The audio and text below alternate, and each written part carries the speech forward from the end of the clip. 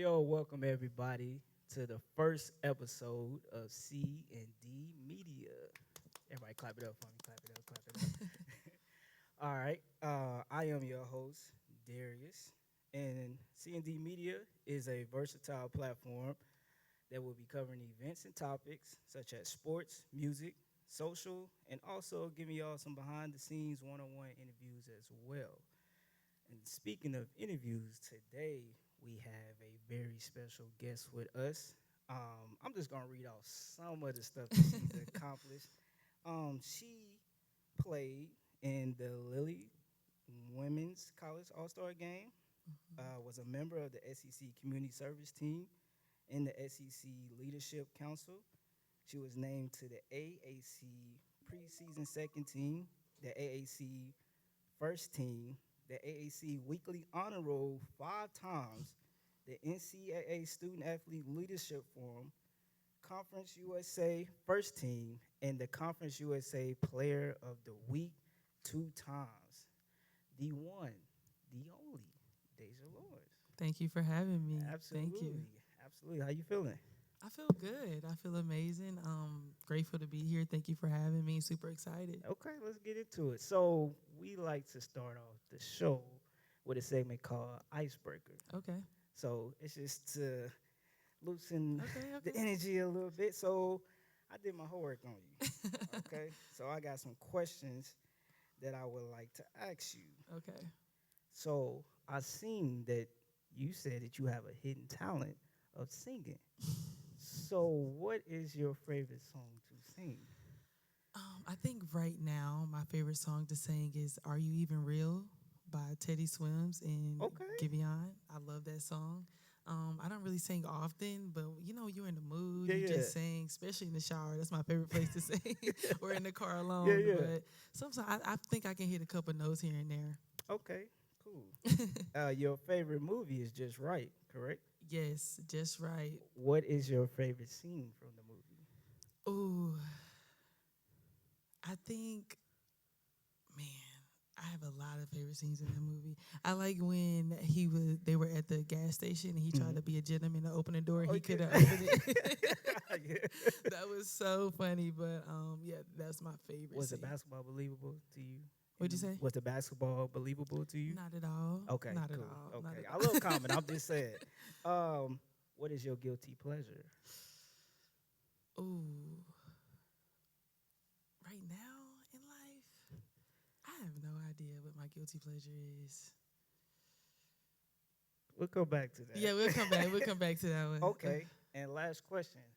I seen that seafood Ooh, is your favorite food. still yes. So what if all the seafood boils was gone in the world? What's your next go-to? All the seafood going. Ooh, I have to settle for um like restaurant or just type of food. I would say food. Food, maybe pizza. I love pizza. I know that's Okay. very basic, generic. I'm a very basic girly, so Oh, I'm not tripping. yeah, You're a real one yeah. because pizza's The my pizza, favorite. I love some pizza. So Okay, cool. Okay, bet. So I want to transition to your history. okay. Like, tell the people a little bit where you from, a little bit about you, your upbringing. Okay, so I'm from a small town, Greenville, North Carolina. Okay.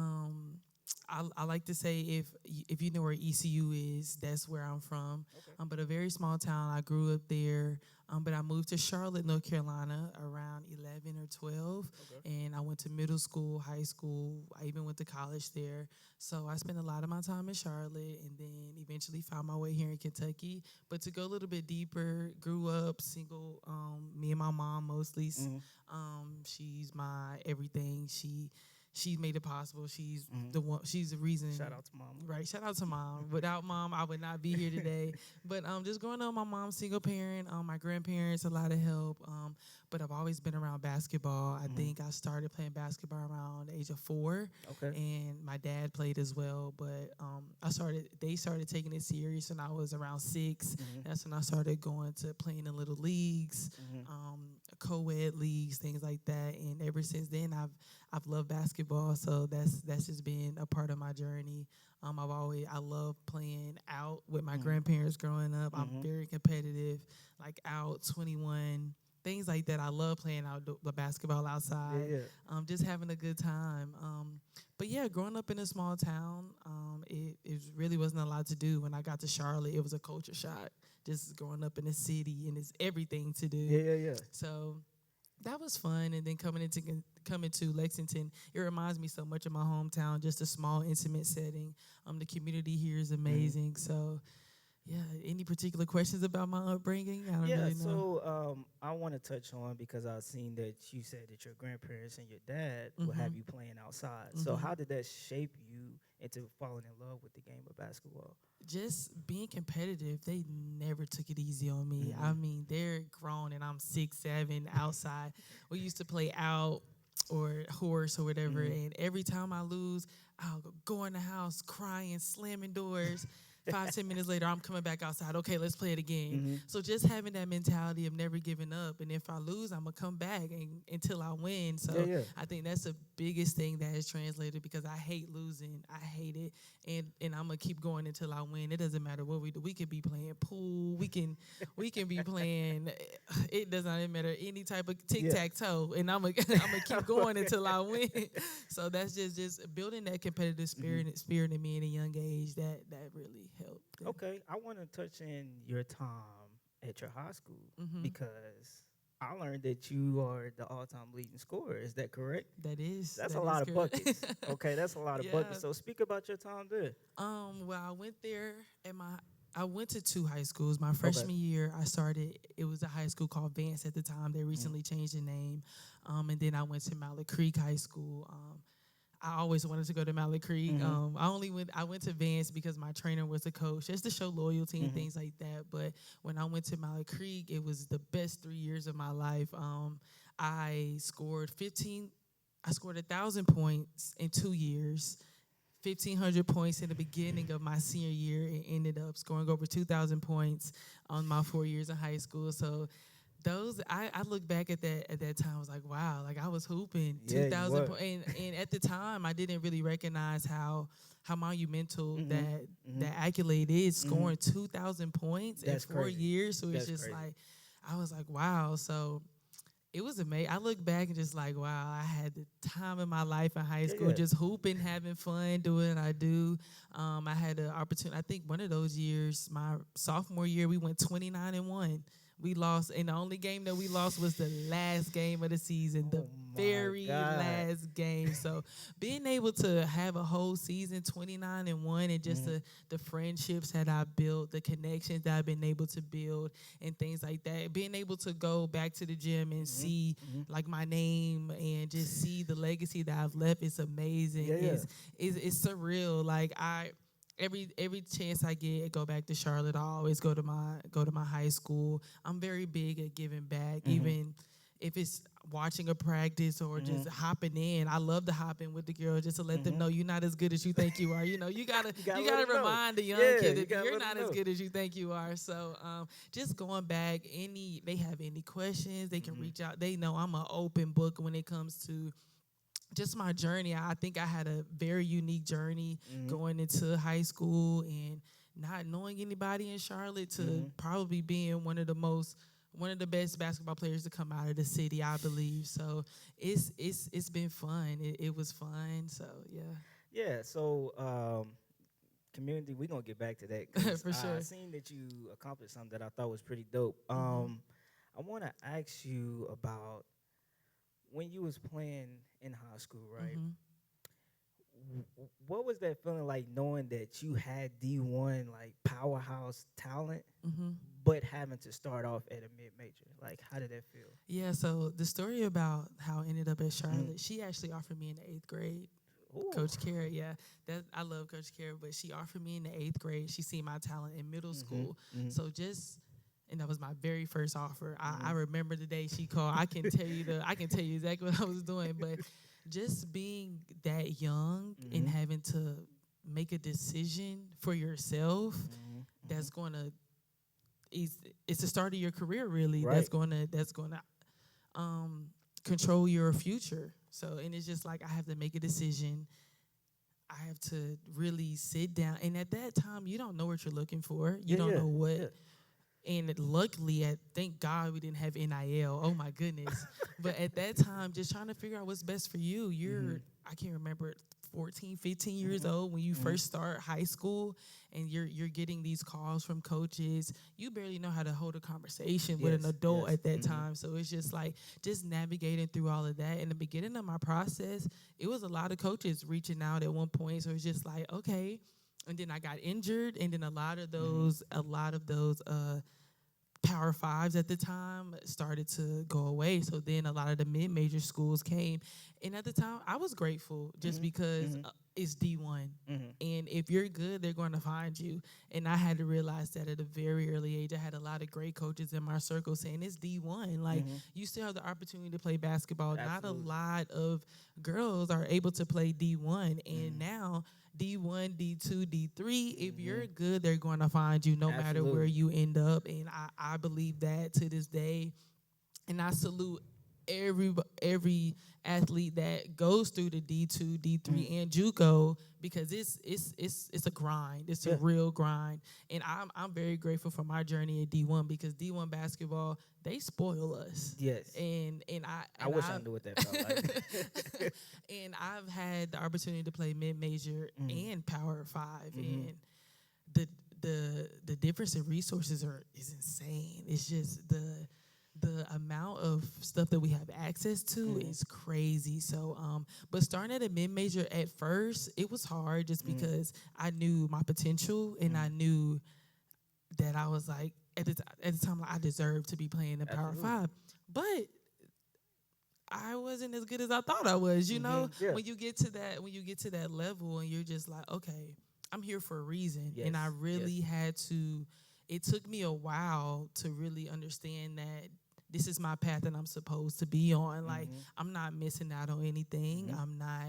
I'm not below anybody Absolutely. else, but this is the journey I'm supposed to be on, and I'm a firm believer in that everything happens for a reason. In Absolutely. my mid major, loved it. I love Charlotte. Any chance I get, I go back there. I built Yeah. so many great connections at Mhm. Charlotte, and they know all everybody at Charlotte knows from my teammates to Mhm. my coaches at the time that were there. I made a lot of friends there, athletic directors like Mhm. from the offices. They really turned me into the person I am today in regards Absolutely. to the community Mhm. service, in regards to understanding that I am more than an athlete. Mhm. Shout out to our associate athletic director Reagan. Mhm. She volunteered me a lot of Yeah. Yeah. things. Like Yeah. you need to do this. You need to put yourselves in room. And she put me in rooms that I never thought I'll see myself in, just because she's seen me more than an athlete. Mhm. So going to my mid major really helped me understand that I am more than a basketball player. Absolutely. I am more than this jersey that I put Absolutely. on. So I'm very grateful for my time there because, like I said, I probably would not even do this podcast if it wasn't for Right. me Right. stepping out of my comfort zone as much as I did at Charlotte. Absolutely. I Mhm. want to talk about the transfer portal Mhm. as someone who had never experienced that. Man, How is it? man, it was it was it was actually a surprising for Okay. me because I was coming off of 2 great years, first team in Conference USA, and then we Mhm. switched conferences, and I was first team in the American Conference, and Mhm. I was like, okay, I wonder who, because after that first great season, I was like. Maybe I should go in the portal just because I Mhm. want to see. Yeah. Yeah. I Yeah. want to Test the see just who's waters. interested, Yeah. just to but I was like, no, I like it here in Charlotte. I Mhm. like my coaches are amazing. But then my coach ended up getting another job Okay. at Marquette. So she's a head coach at Marquette now. And I was like, okay, this is my time to go in the portal. And it was so overwhelming. I don't think I was in the portal for a good 2 hours. I had to put my phone on Do Not Disturb. Wow. It was very overwhelming. I had a list. I had my notes. I had like note cards at home Mhm. of all the schools that were contacting me. I had a schedule of when I was going to talk to these schools and things like that. And at the time, at the time, I since I was older, I knew what Mhm. I was looking for. Mhm. It's different from my high school choosing the college, then the transfer portal, going to college, and now we have NIL in the picture. Yes. So that played a factor for me, but it wasn't. That was on the bottom for me, Okay. honestly, just because it was my last year. Mhm. I love basketball and I want to play basketball for as long as I can. So what school or what coach is going to help me in my career, my development, and things like that. So that was one of the main things that I was looking for when talking to these schools. Mhm. But I would be working out in the middle of a workout. I'm like, hold on, I gotta go. I had to take this call That's really quick. crazy. So it was a lot of schools. I think Mhm. I had, I want to say, over 20 schools. Over 20 schools reach out to me. It was a lot of SEC schools. I didn't think as much SEC Mhm. because I think the SEC is the best women's conference Easily. there is Easily. easily. So Easily. at the time, I'm like, I don't think there's going to be a lot of SEC, but maybe Mhm. ACC, just Yeah. the Yeah. Duke, the Carolina, that. But I was surprised at how many SEC schools call me. I think I've talked to all of the SEC schools except for South Carolina, LSU, Mizzou, and a couple more. But Okay. I talked to majority Yeah. Yeah. of the SEC schools, and I went on a few visits. I only did 3 visits. I went to Ole Miss. I went to Marquette first, Okay. obviously to Okay. with my old coach because I was gonna ride with her. Yeah. Yeah. I had no intentions of leaving Charlotte at all, Yeah. but Yeah. when she left, I said, okay, this is my opportunity. So I went to Marquette. I went to Ole Miss, and Okay. I also came here to Kentucky. Those are the only 3 visits I came on, and I was like, these are my top 3 schools. I was going to go to Chapel Hill. I was going to go to Mhm. Georgia. Like I had some on the back end, but I was like, there's no point for me to schedule these visits if Yeah. these are Yeah. my top 3. So I went to those 3. And honestly, I wasn't going to come to my visit to Kentucky at all. I wasn't. Wow. I was after I went to Ole Miss. I Uh said, huh. I'm going to Marquette. I'm gonna stay with my coach. She Mhm. knows me the best. Yeah. Like I Yeah. know she'll put me in the best positions to succeed. And I was like, I'm not even no. But I talked to my high school coach, and he said, just give him a chance, just give him a Yeah. try. Yeah. So I came here and I fell in love. But the transfer portal is good. You need to have people around you that's gonna Mhm. not tell you what to do, but But guide you. yes. You Yes. need to have that support system. Just dealing with, you're talking to so many coaches, you're talking Mhm. to players, you're Mhm. talking to just so many people. And in that moment, I didn't want to spend my whole summer trying to figure out what school I'm gonna go to, because Right. if you really don't have a summer, I gave myself 2 weeks to make a decision just because of it was a recruiting period, so Mhm. you have deadlines where you can't talk to coaches and Mhm. dead periods where you can't talk to coaches. So it's just like I went through all of that in 2 weeks. The first week I spent on the phone talking to coaches. The second week I was in visits. I think I went to the next Marquette for a couple of days. When I came back to Charlotte, the next day I was in Ole Miss, and at the end of the week I was in Kentucky. So that Yeah. whole week I did visits, and by that Sunday I was committed. And on Monday I couldn't, like, if I wasn't Yeah. Yeah. committed, Yeah. it was gonna be a dead period that I couldn't talk to coaches. I was just like, that's a waste of time. Like I Yeah. already, we just gonna choose these top 3 and just choose from one of these schools at this point. Because at the end I'm like, man, I'm tired of this. Like Mhm.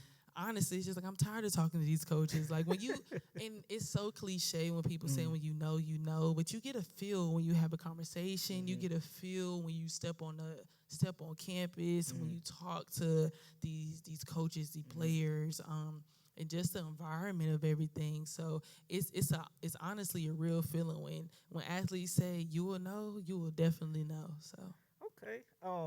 So when it comes to Kentucky, uh so I'm from Mississippi. Okay. okay. So I was gonna ask you, what was it about Ole Miss?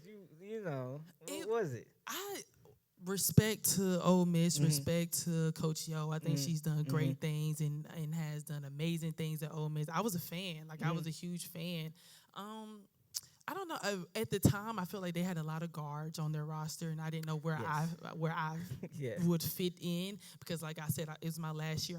I'm not trying to come off the bench, and I'm not trying No. to sit the bench at No. all. So at the time, I just think she had a lot of guards, Mhm. and again, props to Coach Yo. I don't know if me and her coaching style were really come together Yes, because yes. she's very and a lot of times I don't take that well, and Yeah, that's yeah. just me being self-aware. I don't Mhm. really take a coach that's just barking at me all the time very well. Mhm. Like, let's talk to me, like let's Yeah. sit down and Yeah. just talk and have a conversation. But I think she's an amazing coach. When we played against them, only thing I heard her was talking smack the whole time. She's soft the whole time. But she's amazing. Yeah. I had a good time on my Mhm. visit. The visit, they set it up real nice for me. Mhm. But I think coming to Kentucky, it was the opportunity that was here. Mhm. Having the chance to play with Georgia A. Moore, who she's a beast. A Yes. beast. She just got drafted number 6 in the Yes. W. She's a beast. So being able to learn from a point guard as good as her, and like I said, the opportunity. Coach Brooks was new. He was building a whole new roster, Mhm. and so there wasn't really anybody in front of me at the Mhm. time for my position, Mhm. and he has a great resume with 1 year players. Mhm. He has a great resume with developing players in a Mhm. short time. And like I said, NIL was a great situation here for me. So um, I looked at my mom. We were on that visit. I looked at my Mhm. mom after we had a meeting with Coach Brooks, just me and her and him. And I said, Ma, I'd be crazy not to come here. I Mhm. would be absolutely crazy because you have to look at everything. Excuse me. Mhm. You have to look at who's on the roster. You Mhm. have to look at where do you fit in. Mhm. Is this your type of playing style? Do you play like this? Mhm. And so I had to take all of that into factors. And I just think Coach Brooks was my best option, and Mhm. I will go back and choose Kentucky over and over again. I love it here. I love Mhm. the fan base here. My coaches, my teammates. We were all just one big family, Yes. and it's something that I would never take for granted. I don't want to leave. Honestly, I've been delaying the process to leave for so long, but it's just like I just the community here was amazing, but I just knew Coach Brooks just having to talk, and he keeps it real. Yes. He's like a man of a few, where like he tells you what it is and what it Yeah. isn't, Yeah. and he gonna look you straight in your face in the most calm and mellow way and tell you what it is. And that's what I needed. And Mhm. also, I've never been coached by a black male before, so Wow. yeah, so Wow. I wanted that experience to be coached by a male and being coached by a black male. And at the time, he was the only black Yeah. coach in Power Five, the only black male Yeah. coach in Yeah. Power Five. So just getting that experience for and coaching for someone who took a team to the Final Four a few Mhm. years ago, I just thought it was the best thing for me in my career, Mhm. in my future. I've learned so much stuff being under so many life lessons, not even basketball wise, Mhm. but he has a way of translating basketball into life in the Mhm. most poetic way possible, and I will forever be grateful for my time here. You know, that's interesting. I've actually never heard anybody say the difference between being coached from a woman and a man. Oh, So, like, yes. I want you to elaborate a little bit more. Like, what difference did you see? Um, the approach, mainly Okay. the approach, and it's about like everything, like little things that Mhm. you wouldn't think about. Like Mhm. for example, at Charlotte, we would match undershirts for practice. Like it was little things like that. Yeah. Like Yeah. we had to match in practice, but Kentucky, we don't care about that. Yeah. Like we Yeah. come in here to hoop. Like we Right. just Right. come in here for practice, do like that, things like that. Um, he was very he was laid back in a sense, but you knew what he wanted. Mhm. I think with the woman coach that I had, it's everything was this. Mm. It was always black and white. Mhm. Here at Kentucky, it was black and white, but we could go into gray areas, mess Yeah. around with that. Yeah. But it's just a difference in approach and just how they both approach the game. It was very interesting for me, just to see the difference because, like I said, I feel Coach Brooks was laid back in a Mhm. sense. Not saying that my coach at Charlotte wasn't, but he was more, this is what I want for you, go and do it, Mhm. Mhm. just do it. And she was kind of like that, but she was also very hardcore and wanted a little bit more control. Like she wanted to control the situation a lot, just do the I don't want to make it her seem bad. I don't know if control is the right word, Yeah. but Yeah. I'm just gonna keep it. The approach Yeah, was yeah, different, you know. absolutely, The approach absolutely. was very different. He was just more. He was more mellow, calm. He kept you what it is. He's not gonna repeat himself a lot, you Mm, know. But when she wanted to get her point across, she made sure you got it. She's gonna keep harp on mm-hmm. and things like that. But the approach for them two are very different. But when it comes down, it would be the smallest things ever. I'm like, oh, my coach at Charlotte would trip over Right, this, right, but right. here it's not that big of a difference. But the one example that I gave you, that Yeah. was like little things like that. So I just think Coach Brooks had a mellow approach to things. That's actually great to hear. I Mhm. never, I never knew that. And speaking of Kentucky, Mhm. so like I said, I moved here from Mississippi, Mhm. so I've always been a hoop fan. You can Mhm. tell by my height. I ain't never had the hype to really hoop like For that. sure. But it's funny. I've always gravitated towards women's basketball. Mhm. To me, it's very entertaining. That's Yeah. just me. This is my preference. This is For what I'm sure. not just saying this because you hear. I really enjoy watching it. Mhm. And I went to my first UK game, Mhm. women's basketball game when I first moved there, and I was like, "Oh yeah, I'm a Yeah. fan." And it's no shot to the guys. Yeah. The guys are the guys, but Yeah. like I remember for a while, they weren't the best. Right. I Right. think I went to a game when they played South Carolina, and it was Uh-huh. like, geez, like you know. But when I seen Georgia Amore come, I Mhm. was like, hold up now. Yeah. And I didn't know you at the time, Mhm.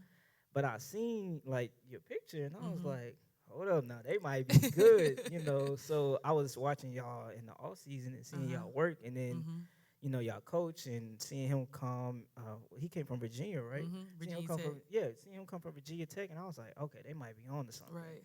And like, I came to the first game, and I was like, oh wow, I Really. was like, the energy was Oh, crazy. yeah. It was just like day and night, Yeah. and Memorial Coliseum, like the rebuild Mhm. is Mhm. It beautiful. was it was So I want gorgeous. to ask you, like, the environment, Oh, like, how is it being on that court with those fans? Like, I'm in the stands. How yeah. is it on the court? Like, how do you I'm stay grounded? I'm getting chills just thinking about it. Like that very first game, being in the new Hmm. memorial, and that very first home game, you just hear the crowd. Hmm. I've never played in a crowd like this Hmm. at Charlotte. Never played in a sold out crowd Hmm. before.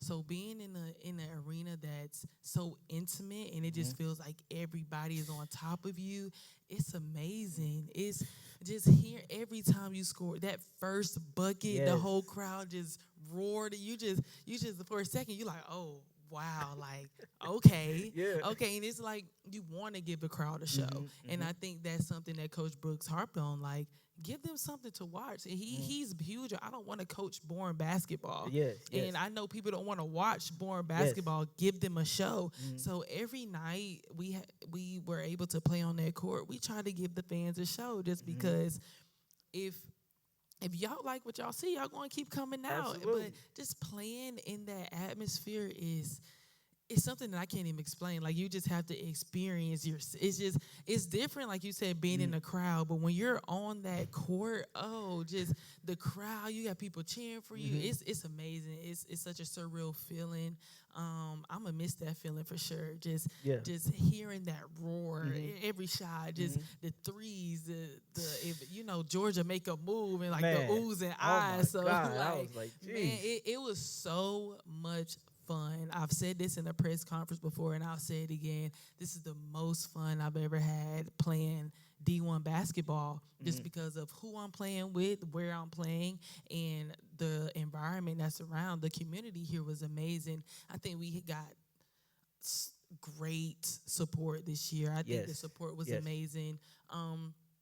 Because a lot of people didn't know what to expect. Hmm. Coach Brooks' first year, 11 new players. I don't think any of us knew what to expect, Yes. honestly. But it was so fun. It was so fun. You know, speaking of your team, I just feel like this team was just constructed great, top to bottom. Like I just watching y'all games, like y'all just move so fluid. It Mhm. it was like I remember one game. I don't remember the game Mhm. specifically, but I remember you was in the game, Mhm. And like I said, I didn't know your name, Mm-hmm. but I was like, yo, why she ain't shooting the ball? Like, I was like, she got a strap. Like, I remember I was at Big Blue Madness. Bro, you won the 3-point contest. I was like, bro, why is she not shooting the You ball? know how many times I got yelled at for not shooting the ball? And it was one game early in the season. I literally had a wide open three and I passed it up. Oh my God. We've been in so many film Mhm. sessions where it's just like, D-Law, shoot the ball. Yeah. Just shoot the ball. So, yeah. I was like, cause I forgot what game it was. You was going crazy. I'm talking about you was not missing, and like, like when you hot, like Yeah. It I'm was kind, probably yeah, Mississippi State. yes, and like I'm kind of a shooter, you know what I'm saying in the Uh-huh. rec, so I know like when you locked in, you Uh-huh. hitting the bottom of the net, you ain't even touching the rim. Mhm. So I'm like, yo, her Yeah. in Georgia, like. Yeah. Like, and obviously in the SEC, you got South Carolinas, you got the Mhm. LSU's, Mhm. the big, those Mhm. type of schools. But Mhm. I really felt like, to me, Mhm. y'all was the best backcourt. Oh, thank you. I No, I really appreciate felt that. like that. I think well, I'm gonna get to that point. I want to talk about my shooting Hmm. first. At Charlotte, I barely shot the three. I That's think I was so hard to shooting. believe. It is. Me and my one of my assistant coaches here, she was with me at Charlotte, and Hmm. we both came here together. And she's my position coach at both schools, and we talk about my growth and just shooting the ball. I used to get yelled at Charlotte not shooting the three. Like, you can shoot, just why you're not shooting it. But Coach Brooks, on Hmm. my visit, he said, we're going to get you shooting a three at a higher percentage. I was shooting a three at 32% at Hmm. Charlotte. I ended up almost 40% here. And I feel like I've shot more threes I did in this 1 year than Hmm. my 4 years at Charlotte, for sure. But back to me and G and just building Hmm. our chemistry over the summer.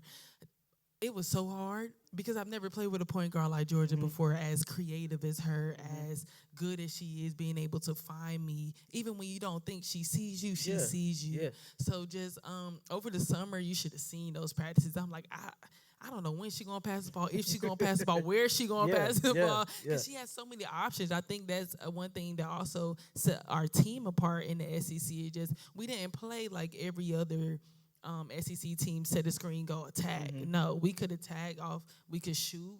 We had shooters everywhere. I feel like we can shoot one through Yes. five. It's just a matter who's going to shoot, Yes. and just who's hot or that night. But yeah, me and G, our chemistry grew so much from the summer, and just being able to play with her. My favorite shots were from her passes. Just Mm. whenever she was able to find me, just her, because I know who she is as a player, and just me earning her trust, Mm. because she's been with Coach Brooks for 5 years, Hmm. 6 years. So just being able to know that my point guard, I knew she was the best point guard in D1 last year. So just knowing that she trusts me, that gave me all the confidence in the world, just to be like, I'm gonna shoot that thing. If Hmm. she give it to me and she wants me to shoot, that's what I'm gonna do. Like, Hmm. that's what I came to Yeah, to absolutely. Kentucky to do, is score the ball. But yeah, our chemistry was fun. Yeah. It was good. It was great. Also, her and Clara Strack. I don't think a lot of people understand their chemistry. Um, Man, just watching them two play Yeah. together was amazing. But yeah, me and G, we had a lot of great and fun times on the court. Yeah, we have a picture. It reminds me of the D Wade and Yeah. LeBron Yeah. when the dunk, but I Yeah. was shooting a three, Yeah. and George is like in the back, Yeah. like running to the back. So I'm gonna see if I can find that picture and show you. But we have a lot of great pictures together. But just playing with her Hmm. was so much fun, and just learning from her. When I say she's one of the hardest working people ever, and Hmm. that just makes you want to be better. Yeah. And the way she approached the game, she has so much respect for the game. She Hmm. watches so much film. Her and Coach Brooks, she was literally an extension of him on the court. Hmm. So just being able to play with her it was amazing. I would Yeah. do it again and again, honestly. Yeah. Coach Brooks, I heard him say in an interview one day that y'all team was too nice. Oh yeah. So how did y'all turn it on the court? Because I feel like y'all still some dogs. I feel like y'all was still some dogs Yeah. out there. And I seen it sometimes, Mhm. some people try to try y'all, Mhm. bring it out. Like, how Yeah. would y'all turn that switch on? Just I feel like at some moments we were too nice, but Mm. is when you try us is when we had to turn it Yeah, on. yeah. It's just like we didn't like feeling like we were punked or like Mhm. people were better than us or Mhm. they were going to try and do this to it. Like we never liked that at all. And we will have conversations at halftime. Like, come on now, like Yeah. we we gotta play like dog. This is the SEC. Yeah. This is the SEC, and everybody is gonna give it every night. We Mhm. can't come out here and play soft because we play soft, we can give up a game. Yeah. And we knew that, so we were just like, we're gonna have to play hard. Let's do what they doing to Mhm. us. And I think a lot of times we were that soft team just because a lot of us weren't used to the physicality of the SEC. Because I Mm. know I wasn't, but just coming here and learning the SEC and playing. I think as the season went on, we got it a little bit more, but just understanding that ain't no puppies in the SEC. Yeah. It's all Absolutely. dogs. It's all Yeah. dogs. So I think over the span of the season, that mentality came more natural to us Mhm. instead of people having to get it out of us. Mhm. But yeah, it was really once people they when they attacked us first, it was just about us coming back and attacking them back. So it was something that we all had to learn. Absolutely. And I know that every player has a pregame ritual. Hmm. So I found out that Beyonce Oh is your yes, favorite artist, for sure. and I seen that you had a playlist when you was at Charlotte, and Hmm. "Cuff It" was your go-to song for the Uh huh. game. Cuff it. So now, Uh huh. like how Beyonce has Sasha Fierce, Uh huh. do you have an alter ego I when you mean, my go on the alter court? ego would be D Law, D Law. like that. Explain D Law. D Law. So I got the nickname in high school. One of Okay. my teammates. I actually was on a visit to Georgia, like an unofficial while ago, Mm. and one of the coaches' name was D Low. Okay. And I was That's like, lit. wait. I looked at my name. I said, wait, D Law, but it didn't really click. And then maybe like that same year when my high school season, one of my teammates' dad, he was like, I got a nickname for you, D Law. And I was like, you know what? I like that. I That is changed my that's Instagram name that's to D tough. Law. Like I changed everything to D Law. So I think D Law is just that persona that I tap into in the game. Like D Law just she doesn't come to play when it Hmm. when she's on the court. I mean, I Hmm. can still be D Law like Yeah, yeah, outside, but absolutely. when I tap into D Law the dog like on the court, like she's locked in, she focused. The only thing that she sees is who or what's in front of her, and she's gonna knock it down to get what she wants. Absolutely. So that is definitely my persona on the court is D Law. Okay. And Yeah. is Cuff It still your go-to? Was it your go-to I pregame think ritual? this year was I'm that girl. Just Okay, because, come yeah. on. Just because I think this year for me, my biggest battle was dealing with confidence. Mm, Um, okay. because at Charlotte, I was the number one. I was the go-to That's a good. player. I Wow. Okay. was I was that player. But now coming here, Hmm. I, I'm not gonna say I wasn't the number one. I was still a very important option on Oh the yeah, team for you sure. was for But sure. I didn't have the okay. Let's go to D Law. Let's make a play. This at Kentucky, we had Okay. multiple people who can make plays. So I think at first was just finding my role here. Like Mm. what can I bring to this team so we can be successful? And I think for the whole like that whole summer is just really trying to find my identity here at Kentucky because it's not going to be the same good. that it was at Mhm. Charlotte. Mhm. Just figuring out my role and being the best player leader that I can be to help my team succeed. And I think that was one of the biggest shifts for me coming from Charlotte to Kentucky. And how did you make your voice still heard, even though, like you said, like Hmm. it's not give it to D Law, gonna make a Hmm. play? Hmm. Like, how was your voice still heard in the locker room? I think me and G being, I was the oldest on the team. But G had a lot of Really? experience, obviously. But I just think me and G having the most experience, Mhm. it wasn't really hard for my voice to be heard, and I was never really scared to put my thoughts out there because I've been doing this year six. This is year Right. six for me. I Right. played a lot of college games. I also watched a lot of college Mhm. games. So just knowing that my input has value, I had to also learn that. Like not being scared to put my input in or where I think that the younger players may need it. And also I've had a very unique journey through Charlotte and coming here to Kentucky. Mhm. So just understanding that what I have to say is important. I'm Mhm. not going to lead any of the young players in the wrong direction or steer them in a direction that's not going to benefit them in any way. But just understanding that what I'm not dumb, you know. Yeah, yeah, Like yeah, for sure. just really really understanding that I know what I'm talking about, Hmm. and trusting my craft, trusting what I know about the game, and being able to deliver that to the younger players was something very important to me, because I may not be here, but I can leave an impact on these players, and that was my main thing. And also being Coach Book's first team, Yeah, um, yeah. it was up to this first team to lead by example in any way possible. Hmm. And I know both me and G wanted to be leaders, to great leaders that can Hmm. leave a legacy for when we're gone. So Hmm. now the next group up can take what we left them with a little bit of their spin for the next people, for the next group of girls to come up. So just to continue to leave my legacy in any way that I can, leave my knowledge any way that I can, just to help the next group up. Yeah. Um, and I seen that you scored 1,500 points. Mm-hmm. How did Mm-hmm. that feel at Kentucky? That's a lot of buckets, bro. You know, 1,500 in college in general, because there was a point where I didn't think I was going to get 1,000.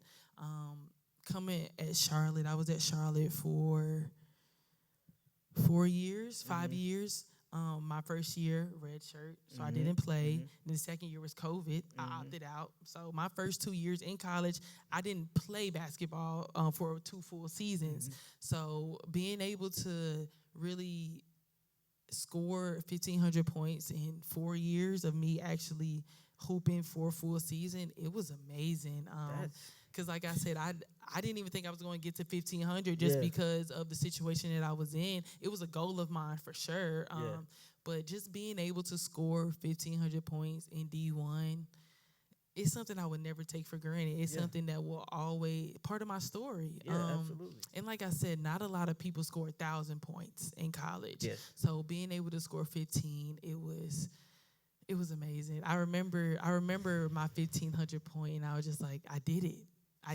Because like I did not think that I was gonna be at this point. Mm. And that's amazing. And I also want to say, like, this season of under Coach Brooks was amazing. I feel Thank like it you. was a success, Oh honestly. yes, for And sure. then I'm speaking as a fan, and I want to transition into the tournament. Okay. So, as a player, how does it feel to play in the tournament? Well, playing the SEC tournament again is probably the most exciting tournament there is, just because Absolutely. of the talent. Hmm. And playing in any tournament, you never know. You never know. Of course, the team to beat in the SEC is South Carolina. Um, but I think in the next few years, the team to beat is going to be Kentucky. I'm just throwing that out there. Big But facts. Big facts. You already know. but just being able to play in the Hmm. SEC tournament, because I was a fan of the SEC Yeah. tournament at one point. I would watch all the games in the Yeah. SEC tournament at one point. So being able to be a part of the SEC tournament, it was amazing. Just Mhm. going, we had the double bye, so being able to watch the other games, just being in that atmosphere Mhm. again. It was so surreal. It Mhm. was the up to the courts, the everything is just a great production. I think the SEC does an amazing job with the tournament that they put together. A lot of support from the fans. I don't think it should be in South Carolina, but that's a different conversation. But Yeah. other than that, it's amazing. Yeah. Of course, South Carolina's gonna show out for South Carolina, but just absolutely. just being able to be in the atmosphere with all those great coaches, Mhm. all these great coaches, great players in Mhm. one space, Mhm. the energy is amazing. Yeah, it was so much fun. It was so much You fun. know, I don't want to talk about the last game because my feelings. I was at work.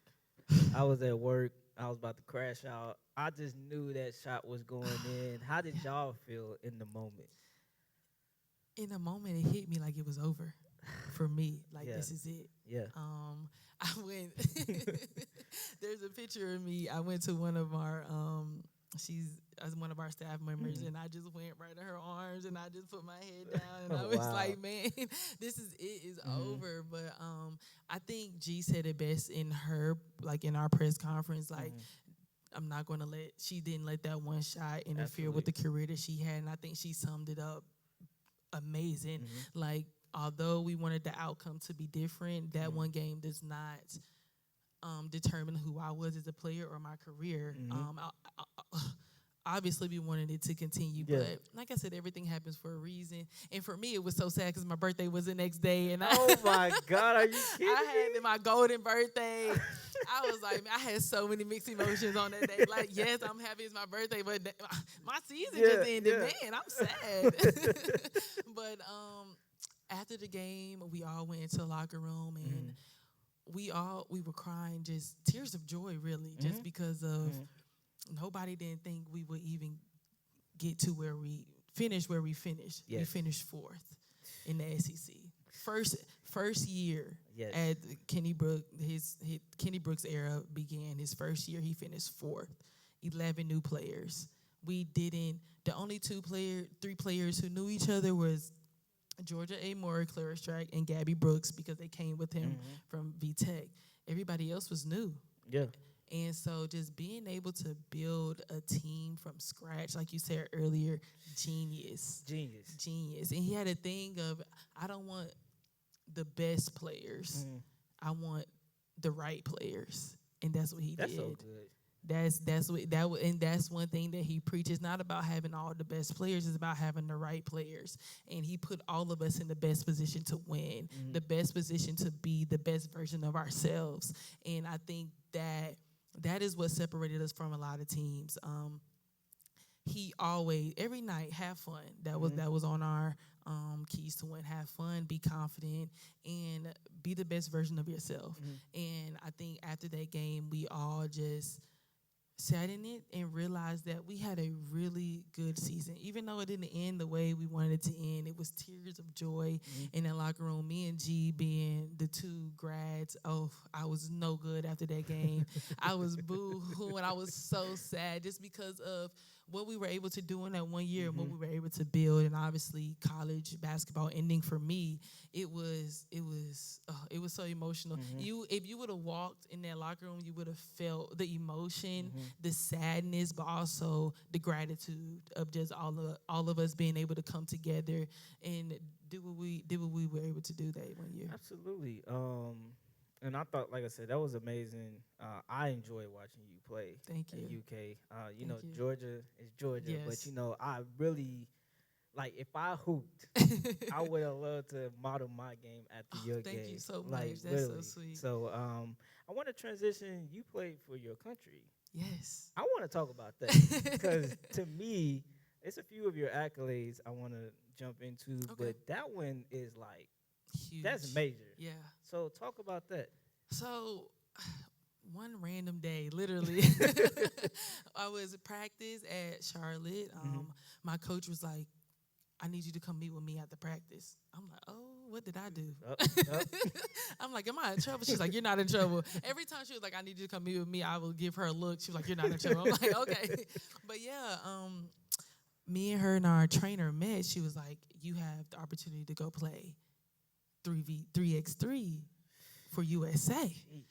I'm like, ooh. And before I get into that, I want to thank one of my coaches, one of my AU coaches, Sierra Burdick. She was actually on the USA Olympics 3x3 team who just won the bronze medal. Yeah. So I know my USA opportunity has everything to do with her just for putting my name out there. So I love you, Sierra. Thank you. But yeah, she said, you have an opportunity to play with 3x3. And I'm like, huh? I was like, no way. Stop playing. Like, you're playing with me. She was like, no, like she said, Burdick reached out to me today. They want you. They seen the film. And you have to make a decision by tonight. Tonight? I'm like, she's like, it's going to be in Poland for a week, da-da-da. I'm like. You have a passport? Yes. I have one. Okay. Yeah. Thanks to Charlotte. Like I said, like D1, they give you perks. I got a passport for 10 years. Oh, wow. So yeah. And I was with my coach and my trainer at the time, and obviously we were just talking about things that could go wrong just because preseason I could get injured, things that I would be missing time with my team. I think I missed the first week of practice and things like that. So we just had to talk all logistics and things like that. But I called my coach that night and said, I'm going. And she said, I figured you were going to say that. Absolutely. But she was happy for me. She was glad that I took the opportunity. And, it was so much fun. I had the opportunity to play with Deja Fair, excuse me again. D'Angelo Fair was a great player who played at Syracuse, had over 2,000 points. I got to play with Zaya Cook, South Carolina legend, and also Akira DaCosta, who was another player, well-known player in D1 when she was here. I think she played at Baylor. I'm not sure. I can't remember. But just being able to play with those three players and represent our country, oh my goodness. I have my USA jersey. I look at it often, just with USA and my last name on the back. Now that's one opportunity that I will never ever take for granted, just because I'm playing for something way much bigger than myself, way much bigger than a college. I'm representing our country, and it was so much fun. That was my first time playing in a different country. Just being able to, the fans, they love us Americans there in Poland. They loved us. And the 3x3 vibe, it reminds me of just playing outside. Yes, that's why I love it. Yeah, the arena was outside, just that street ball atmosphere. And the physicality was unmatched, unreal. Like they really get into you. They really, and that really helped. That was one of the biggest things that helped my transition to being the SEC, because that's the closest physicality that I have ever been around before. But playing for my country was so much fun. 3x3 is a whole different ball game than 5v5. Y'all just keep running. You have a 12-second shot. If you don't know the rules, just quick 12-second shot clock. Continuous, no coaches. I don't even know if you know that there was no our coaches were on the bench. I didn't know that. And you can't look at them. If you look at them, you get a tech. So literally, so it's really, and it also helped me become a better leader, just becoming more player led, because in that moment they can yell all they want at you, but we can't look at them to get direction. So it really helped us as a team just really understand. And you got to understand 3x3 quick. It's a game that can become complicated if you don't really understand the movements or the type of score that you're looking for. Things like how to score the ball in 12 seconds. It's tiring. You need to be in shape. Honestly, you need to be in shape to play 3x3. And you sub every dead ball. We try to get a sub, just keep it going every dead ball. But and then the ball is different as well. It's women's size, but it's men weight. Oh, yeah, wow. So with me working out, I would practice with the men's ball just because, or like my coach here, Burdick, she helped me as well prepare for it, just to have those wave balls as well. It's a different ball game. The court is different. Everything is different. But I love 3x3. If I had the opportunity to play again for USA, I would take it. No hesitation. That's amazing. And shout out to. Is it Zia Cook? Zaya Cook. I always mess up her first name. That is my favorite player. Okay, yes. I'm just she's putting a it out bucket. there. That is my favorite player. Every WNBA team she goes to, I follow her. So shout out to her. Zaya. Shout out to Zaya. Another one of your accolades that stood out to me was community. Was it the SEC community team? The SEC Community Service. Yeah. So your community here in Kentucky. What did you get involved into? Okay, yeah, so it was really a mixture between Charlotte and Kentucky. Okay. If I'm being honest, I did most of my community service work at Charlotte. Can I speak on what I did at Charlotte? Go ahead, absolutely.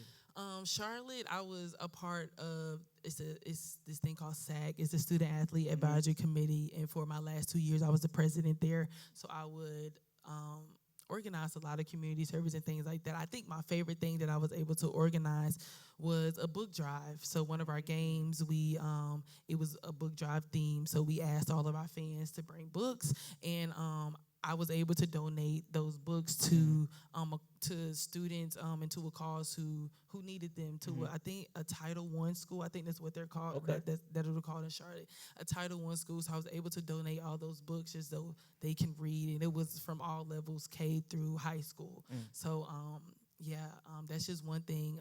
Just giving back any way that I could. Athletes, we are mandatory to get at least 5 hours, but but I made sure that I did more in my free time, just because I'm really big on giving back, even if it's going to my high school or talking. We did a lot of things at Charlotte, just like on the first day of school, we'll welcome the elementary kids back. Goodness, we would make a lot of just little essential kits Mhm. for homeless people in the community, or That's amazing. we would do a lot of things. I think here also just one thing that my favorite thing that we did this year was reading to the kids, going Okay. to the schools and reading to kids, and just talking to kids about whatever they wanted to talk about, any questions that they Mhm. had, just pouring into the children. I think they're next up, Mhm. and I think is very important for the older generation to pour back into our younger generation, Mhm. because one day they're going to be in our position, Absolutely. and we Absolutely. is it's not fair to them to not give them the resources, because Mhm. I know that at our grown age, we're like, I wish I would have had this. Absolutely. So I just try to be the person that I wish I had Mhm. to the younger kids in the community or anybody that's coming up behind me.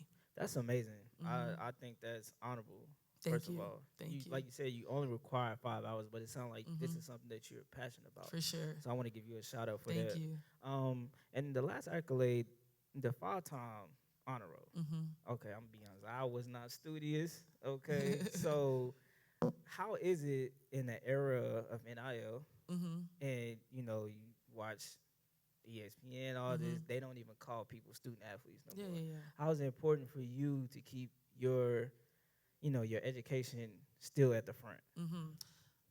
It's very important. My mother did not play that. Okay.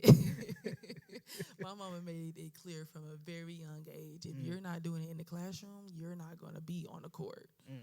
And I remember in high school, she tried to take my phone because I had three B's. I'm like, no, no, no, no, no. You said three I had B's. three B's, and she tried to take my phone. I said, well, no, we're not doing that. But and at a very middle, I think at middle school, one of my coaches always told me to take advantage, use basketball, and don't let basketball use you. And That's I was good. able to use basketball to get a free education, and not a lot of people can say that. Mm-hmm.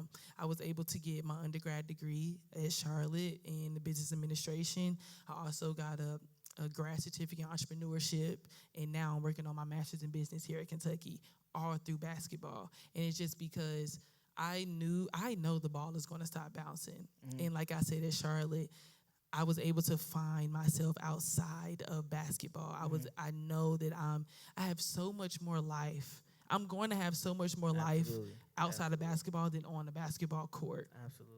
So just being able to have something to fall back on is amazing. You need your education. Anybody can say that you don't need no. You need an education, because your sport is only going to take you so far. It may open the door, but Mm-hmm. it's not going to get you through anything that you want in life. You need an education. I mean, Absolutely. you can't expect just to be an athlete all your life. You know, Absolutely. so being in the class, having good grade, not just passing grades, Good grades. having good grade. I think I've only got one C in college. One. 1C. One C. I do not. I should have and- been you. You should have been my study partner. Jeez. I mean, and just because my mom, she instilled that in me in a Mhm. very. I only got one C in high school. No C's in middle school. Growing up, what was the letter? The letter grade. I'm Yeah. all excellence at E. I've always had great grades, and that's just because of what my mom instilled in me. My mom was the first to graduate in our family, and Shout I out was to mom. shout out to mom. Yeah, shout out to mom. And I was able to follow in her footsteps and able to get a degree. And it was very important to me to get a degree in 4 years. That's another reason why I decided not to transfer early, because Okay. when you transfer, all of your credits don't go with you. You may have to start from scratch at some, or you may have to retake classes. And I really was not going for that. I was not going for that. I was like, for the sake of my education, I'm going to stay. I'm going to finish my degree in 4 years, and I'm going to work on my master's if I have time, more eligibility on the clock, which I do, and which I'm doing. And so just being able to have something to fall back on other than my sport, have something other than show for, other than my basketball accolades, has always been important to me. Like, yes, I'm grateful for all the accolades that I've been able to accomplish on the court, but I also want you to see me for what I'm able to do off the court. And that my mom had this thing growing up, brains, beauty, and baller. She kept that instilled in me. Mama, Yeah. mama, come on, mama. She made a shirt. I had a shirt and everything that said brains, beauty, and baller. And I think that's something that I've always kept with me. And Yeah. I just think that's something that will always be a part of. I have the brains, I'm beautiful, and I'm a baller. Come on. Okay, I like Yes. that. Okay. So just a few more things. For sure. So I seen that you said that Kyrie Oh, it is an inspirational player to yes. you. Yes. Did you take some stuff from him and add it to your game? Cause I see it a little bit. I see some of it. Really? You know? What do you see? I like my first game. I see like Mhm. your pace. Yeah. Your pace. Like Yeah. it's like I never see nobody like speed you up. Like, Mhm. but you go at a elite pace, Mhm. like Mhm. in your shot creation Yeah. and your That's shot that's one of making. my Like yeah. I that's what I seen when you Mhm. said that. I was like, oh, it makes sense. Yes. I think the biggest thing that a lot of people that he does that is Mhm. not really spoken of is just how he moves on the court. Like you said, like he had an interview one time and he said that the court is his canvas, and every time and he's the paintbrush, Mhm. and he just wants to make a beautiful picture every time, and that's how I want to play. The Mhm. court is my canvas and I'm the paintbrush, and every move that I make I want it to be a beautiful stroke on that Mhm. canvas. So I just think just watching him play, and I'm a huge fan of him outside of basketball as well, just the man, Absolutely. just being able to see his growth Bro. over these last Absolutely. few, because I Yes. think a lot of people, he's misunderstood Mhm. so much, and Mhm. I've been in the same position where Mhm. I've been misunderstood, and it's just that just being able to see him take accountability Mhm. and being able to grow as a man and the person that he is today. Also, just learning from that, just being able to take accountability where I went wrong, learning from it and being able to Mhm. bounce back is something that I've always been inspired by with him, just because of all the criticism that he's been through.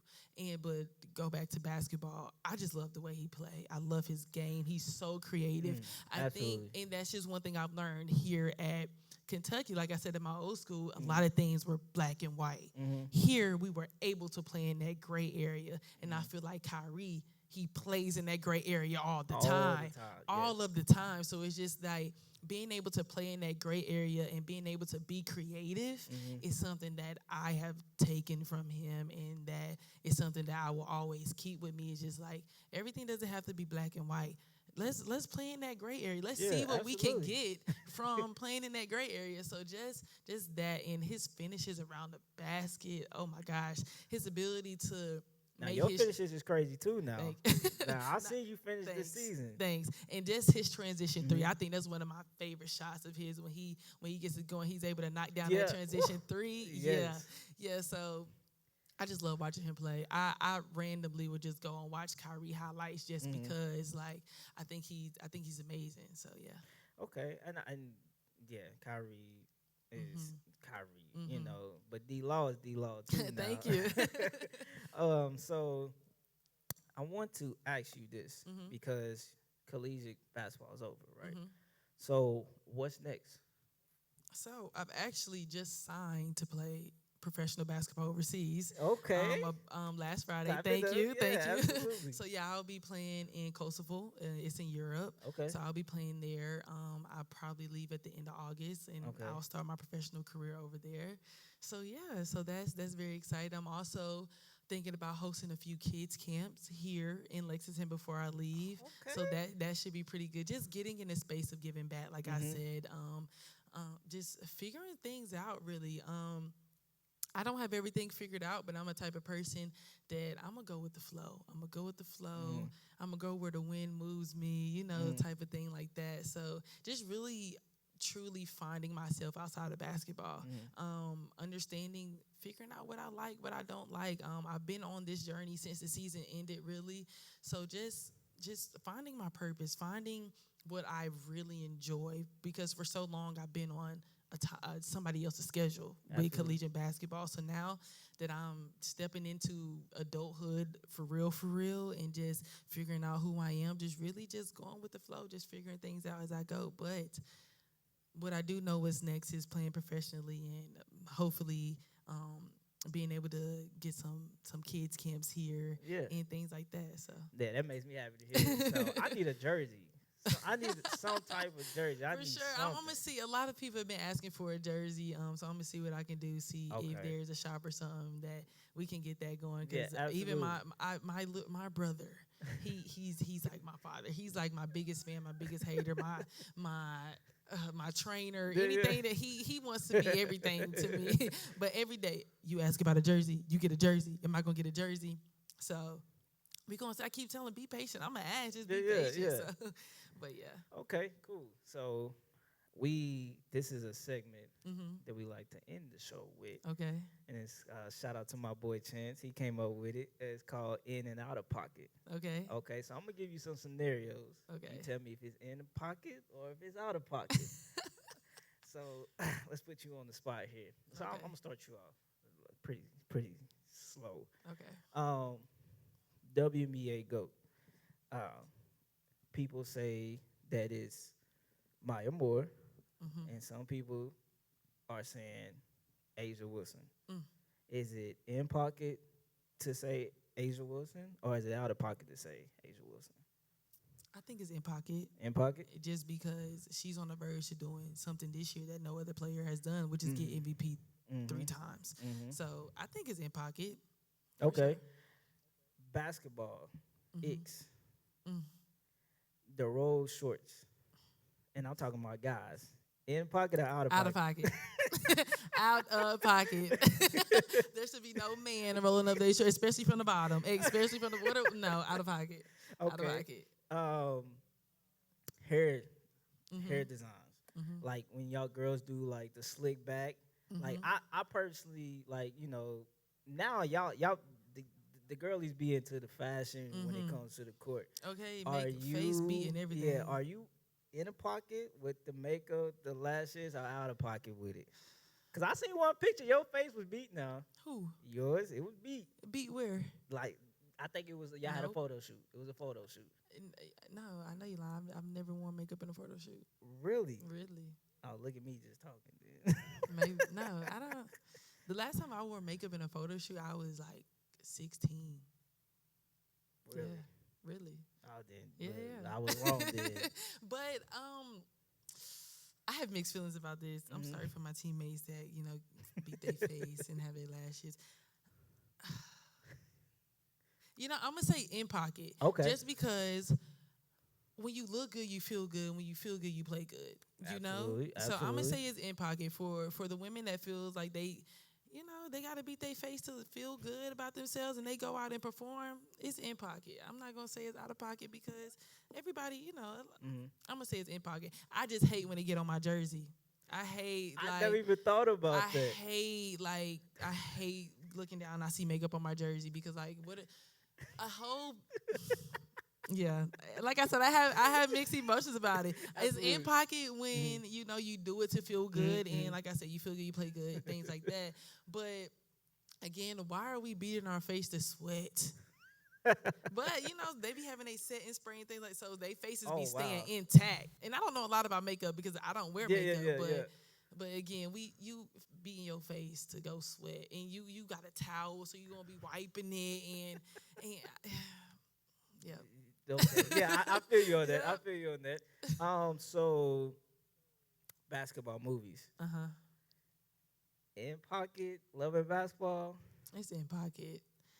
Loving basketball is Why is do a so many coded people movie. don't like that? A lot of hoopers don't like A that lot of movie. people a lot of people don't like it just because I don't know why people don't like it, but how realistic is it?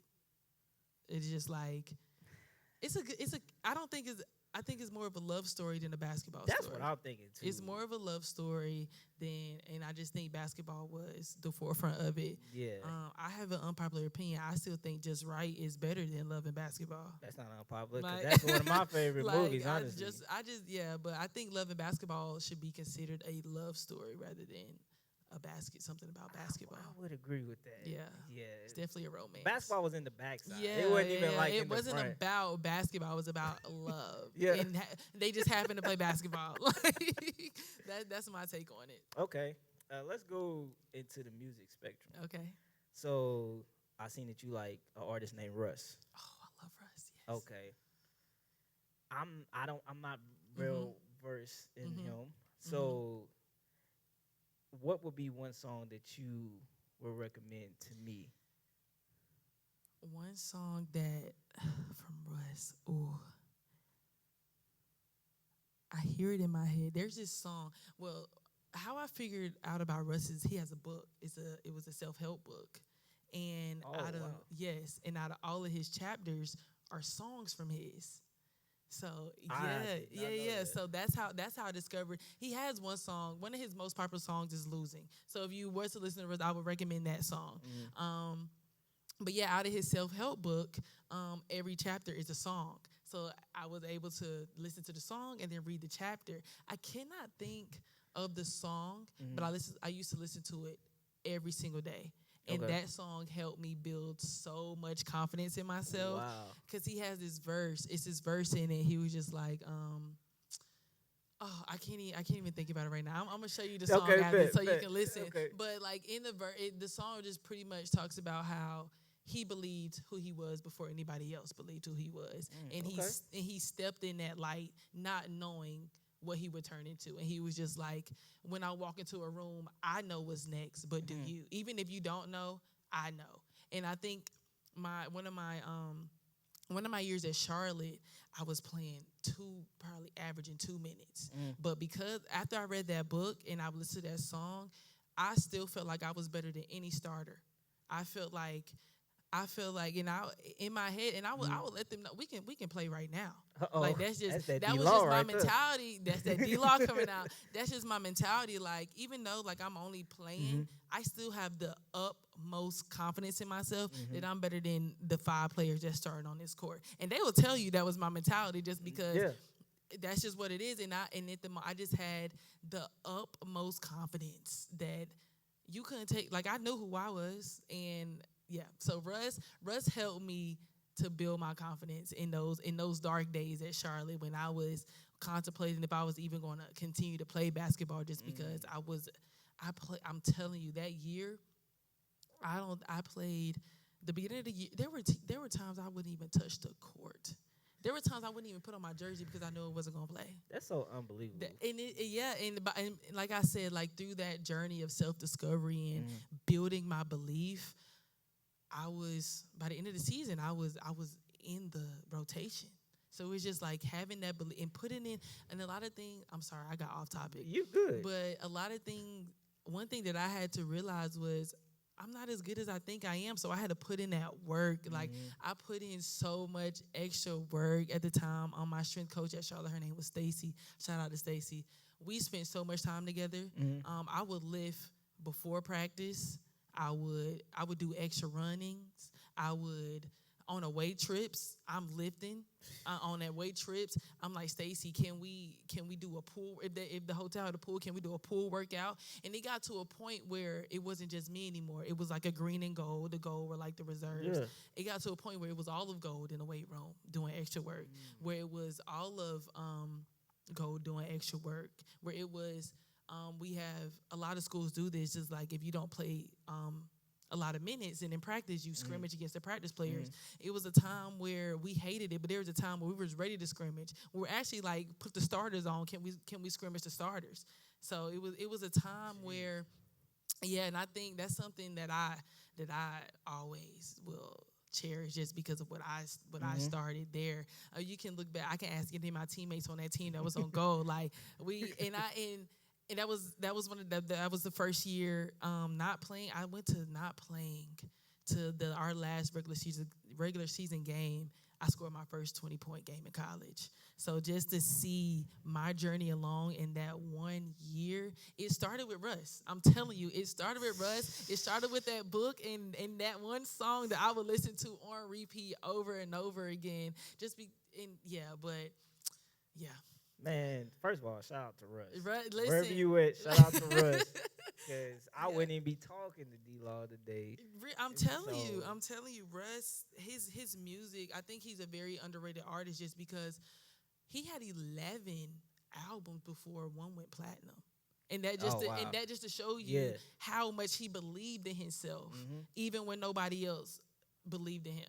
And I just think that's one thing, how much I believed in myself, even when nobody else knew I would be in the position that I was today. So it's just like just Russ. I fell in love with his music because of his story, not because of a Mm. song that I listened to, not because of I just heard a song, let me start Mm-hmm. listening to Russ. I fell in love with Russ because of the book that he wrote and Mm-hmm. because of his journey and how he's been able to grow into the artist that he is today. That's amazing. Yeah. That's a, that's the only way we can end it. I want to thank you for coming on here and For sure. being our very first guest. I Thank really do you. appreciate that. Um, Shout out your socials so Thank everybody can follow you. my Instagram, D.Law10, my ex Twitter, D-Law underscore, I believe, TikTok, D.Law10. But yeah, thank you again for having me. Absolutely. I'm grateful to be the first, so Yeah, thank you for absolutely. that. I enjoyed this. If I'm ever in town and if you Yeah. want to do this again, please let me know. And I'll probably get some more teammates up here. Yeah, Throw some so, teammates you your know way. what? So first of all, I like how you segment me For into my sure. last thing. For So, sure. because we family now. For sure, We for from sure. the South, so that's how it Yep, is. yep. Now we family. So, I want you to recommend Mhm. somebody that you can help get on the show for us. Mhm. And I want you to look in that camera and tell our people who the next guest might be. I have a few who have really good stories. Tiani Key. Mm, Tiani Key you was would reading be my mind because I was thinking about that. I was Tiani like, Key would be amazing just because of her story. okay. And probably a men's player that I like, Otega. Oh. We can see if we can get Otega over here. Although I wasn't really close with the men's player, I think we can get Otega to get over here. So if those are my two, those would be my two. We wanted to thank you anyway for that. And like I said, appreciate you coming. Shout out to y'all. More videos coming soon. We out. We out.